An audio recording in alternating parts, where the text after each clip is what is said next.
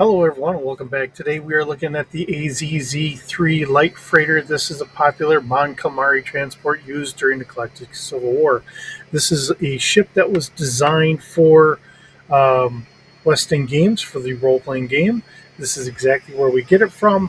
Characteristics-wise, it's 24-meter long craft and armed with two turreted laser cannons. The AZZ-3 could carry 8 passengers and 60 tons of cargo.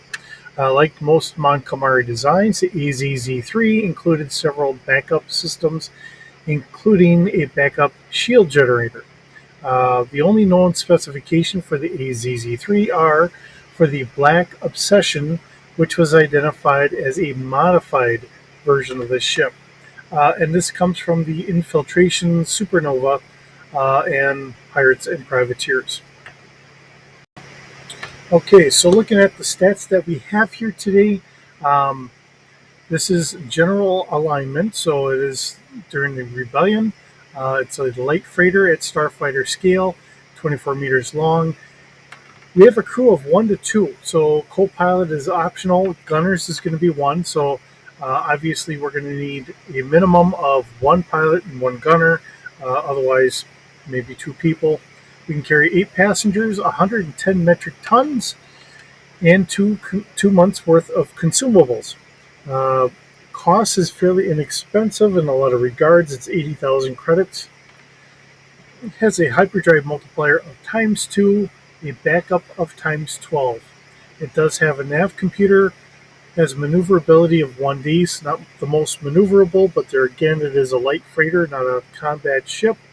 Has a space of 5, which is not all that bad. Um, do keep in mind a Y-wing fighter bomber has a space of 8. Um, Not quite as fast as what the X-wing and all them are, but still, when you look at older fighters and stuff like that, they were slower. Um, Atmosphere-wise, it can go 850 kilometers an hour. Has a hull of 3D, so it is a little bit above average, so it's always kind of nice. Has shields of 2D and an extra 2D of backup shields. I'm going to throw this in here because one of the other things that the Mon Calamari seem to do with a lot of their ships is their ships are not only meant to land on land, but also in water.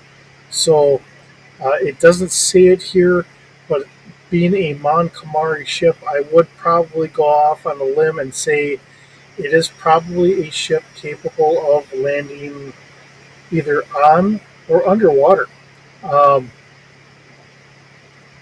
giving an extra kind of realm that it can operate in.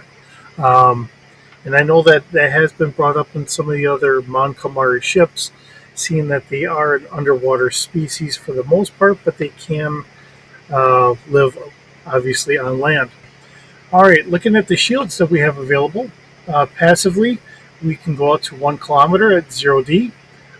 We can do an active scan to 2 kilometers at 1D, a active search to 4 kilometers at 2D, and a focus of 200 meters at 3D.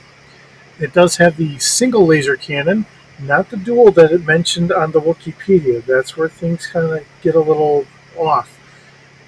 The Wikipedia may have been taken off of the modified version and not the actual regular ship, which is what this is. Likewise, in the modified version, it sounded like it only had 60 metric tons worth of cargo space, where the actual regular light freighter can hold up to 110 metric tons. So the laser cannon has a crew of 1, fire control computer of 2D, and damage of 4D. Um, Not, it's a nice base. I'll go for saying it in that way. Um, I did do a search and I did find this. Now, this is not something I created. This is obviously, as always, stuff that I found online. And this is from PhotoBucket. So, whoever had done this, they do have a nice top down look of the ship.